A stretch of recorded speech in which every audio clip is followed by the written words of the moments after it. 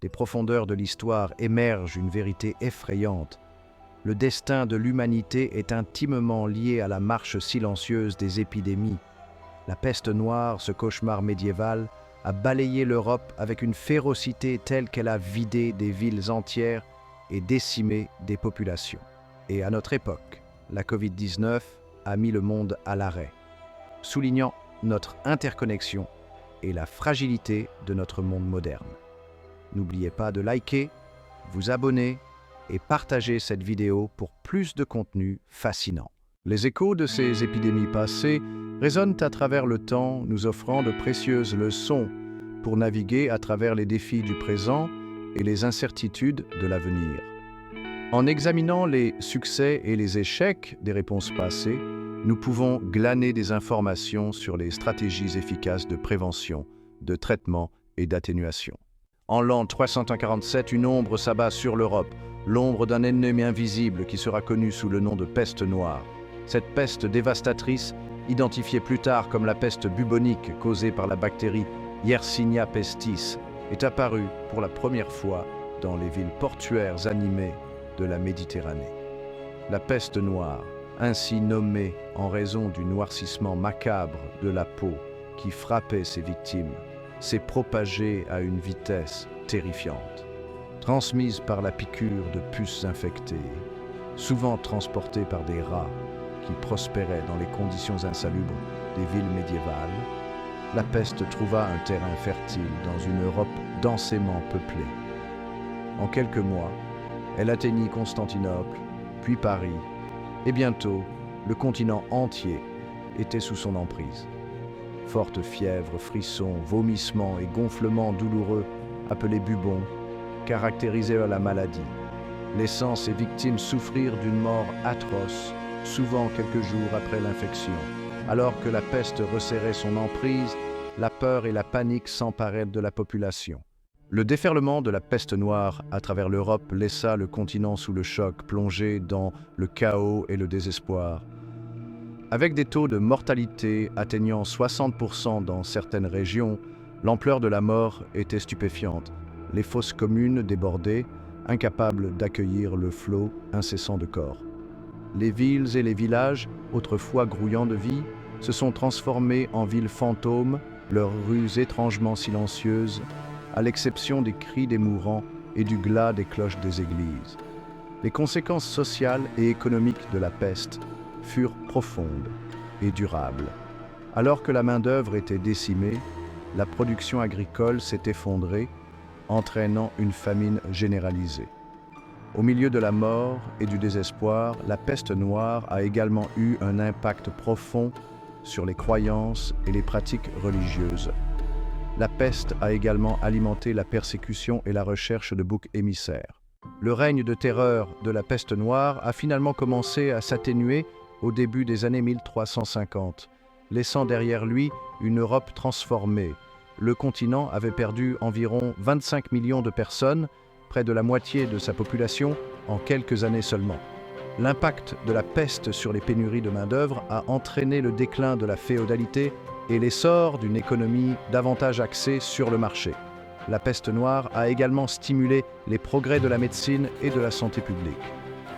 L'importance de l'assainissement et des mesures de quarantaine, bien que mal comprises à l'époque, a commencé à être reconnue comme cruciale pour prévenir la propagation des maladies.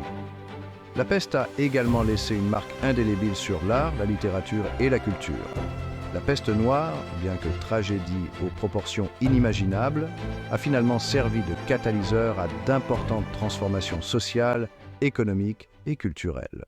Alors que les armes se taisaient sur les champs de bataille de la Première Guerre mondiale en 1918, un ennemi nouveau et encore plus insidieux émergea, qui allait faire beaucoup plus de victimes que le conflit lui-même. La grippe espagnole, une souche de grippe particulièrement mortelle, a balayé le globe avec une rapidité et une férocité étonnantes, laissant derrière elle un sillage de dévastation. La guerre, avec ses mouvements de troupes massifs et son interconnexion mondiale, a fourni le terrain fertile idéal à la propagation du virus. La grippe espagnole s'est propagée à travers le monde en 3 vagues dévastatrices. La première vague, au printemps 1918, fut relativement bénigne, bien qu'elle ait tout de même fait un nombre important de victimes.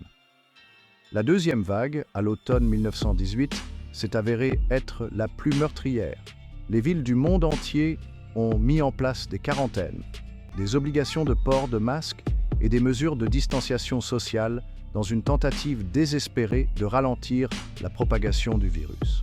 Lorsque la pandémie s'est finalement calmée à l'été 1920, elle avait infecté environ 500 millions de personnes dans le monde, un tiers de la population mondiale à l'époque, et tué entre 50 et 100 millions de personnes.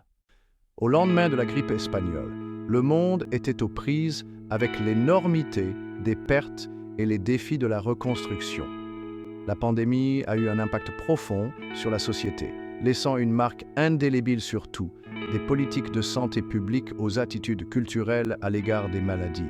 La pandémie a mis en évidence la nécessité d'efforts coordonnés pour suivre et contrôler les épidémies, ce qui a conduit à la création d'organisations internationales telles que l'Organisation mondiale de la santé. Dans les derniers mois de 2019, un nouveau coronavirus, le SARS-CoV-2, est apparu à Wuhan, en Chine, déclenchant une crise sanitaire mondiale sans précédent depuis un siècle.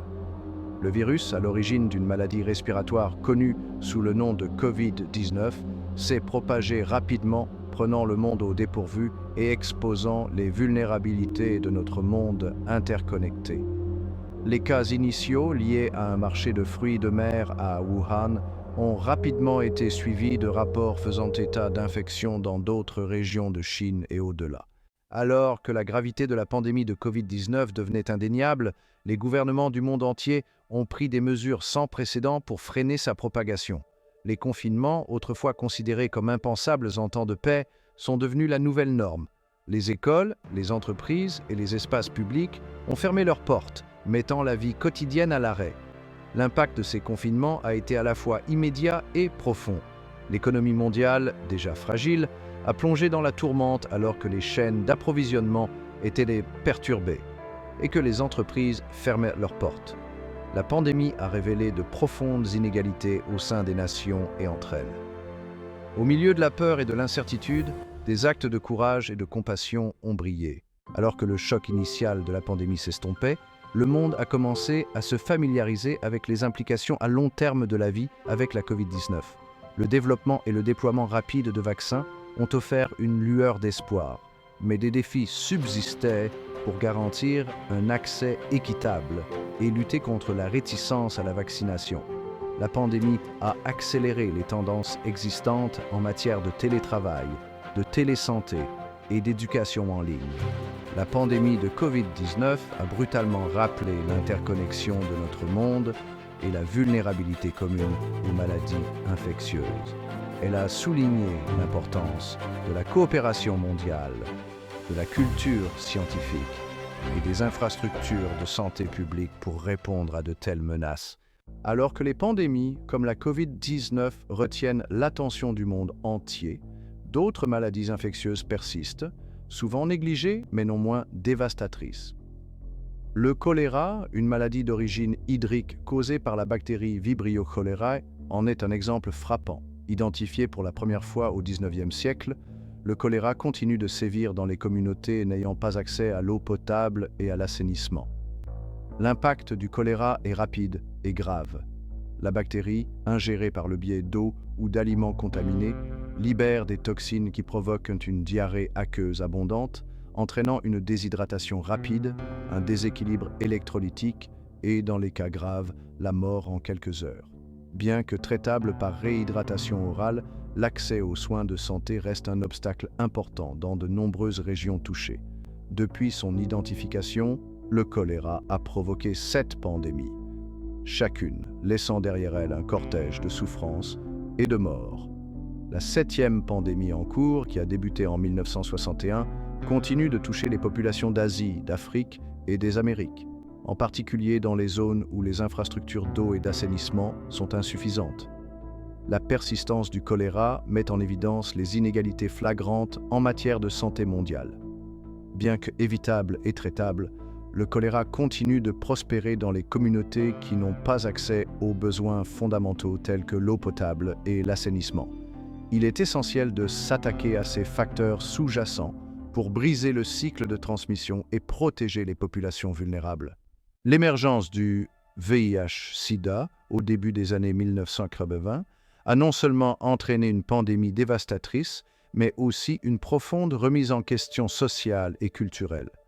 Le virus, initialement entouré de stigmatisation et de désinformation, s'attaque au système immunitaire humain, rendant les individus vulnérables aux infections opportunistes et au cancer. Les premières années de l'épidémie de VIH-Sida ont été marquées par la peur, la discrimination et une recherche désespérée de réponses.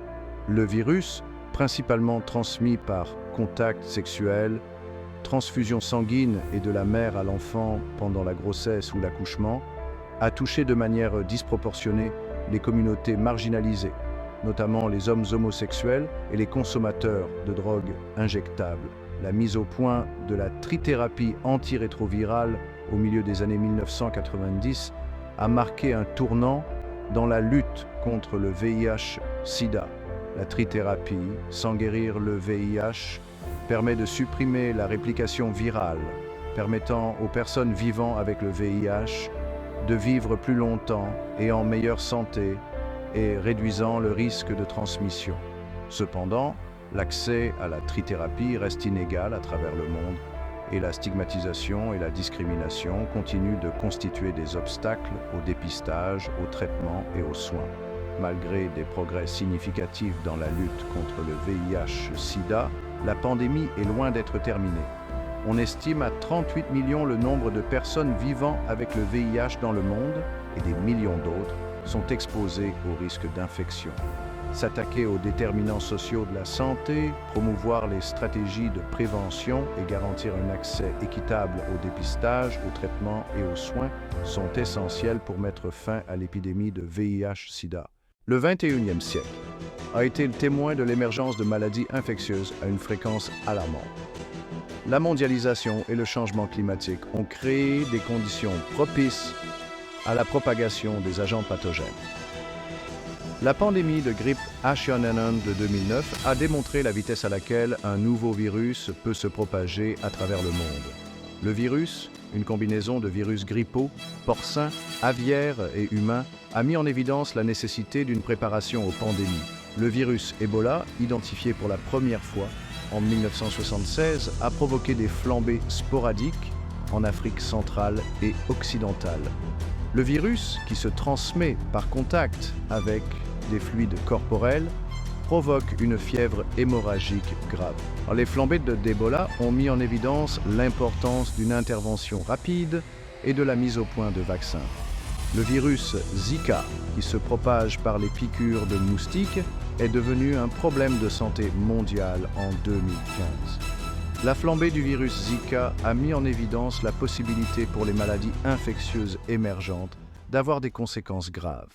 De l'ombre de la peste noire à la lutte mondiale contre la Covid-19, l'histoire des épidémies nous rappelle brutalement la vulnérabilité de l'humanité face aux menaces invisibles qui se cachent dans notre monde.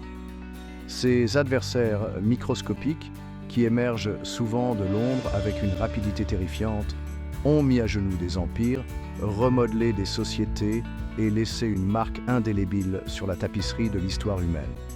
Pourtant, au milieu de la dévastation et des pertes, ces épidémies ont également révélé l'extraordinaire résilience de l'esprit humain. Maintes et maintes fois, l'humanité s'est montrée à la hauteur du défi, s'appuyant sur son ingéniosité collective, sa compassion et sa détermination sans faille pour faire face à ces crises. Du développement de vaccins et de traitements salvateurs aux efforts inlassables des travailleurs de la santé en première ligne, nous avons été témoins du pouvoir transformateur de l'innovation humaine et de l'impact profond de l'action collective. Les leçons tirées de ces épidémies passées constituent des guides précieux pour relever les défis du présent et les incertitudes de l'avenir. La peste noire nous a appris l'importance de l'assainissement et des mesures de santé publique. La grippe espagnole a mis en évidence la nécessité d'une coopération mondiale et d'une préparation aux pandémies. Quant à la Covid-19, elle a souligné le rôle crucial de la culture scientifique, de l'information exacte et de l'action collective dans la réponse aux menaces sanitaires mondiales. Alors que nous nous tournons vers l'avenir, nous devons reconnaître que la menace des maladies infectieuses est omniprésente.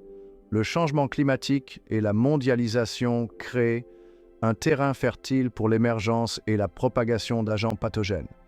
Il est crucial de tenir compte des leçons du passé et d'embrasser un avenir guidé par la connaissance et la collaboration. Investir dans des infrastructures de santé publique solides, renforcer les systèmes mondiaux de surveillance et promouvoir un accès équitable aux soins de santé sont essentiels. Lutter contre la désinformation et promouvoir la confiance dans la science est vital. Nos destins sont liés. La santé de chaque individu est liée à celle de nos communautés et de notre planète. Encourager la santé mondiale et ensemble pour nous aux inégalités en matière de santé sont des étapes essentielles pour sauvegarder notre avenir collectif. Travaillons ensemble à la création d'un monde plus sain, plus résilient et plus équitable pour tous. La voie à suivre est claire. Choisissons de la parcourir ensemble.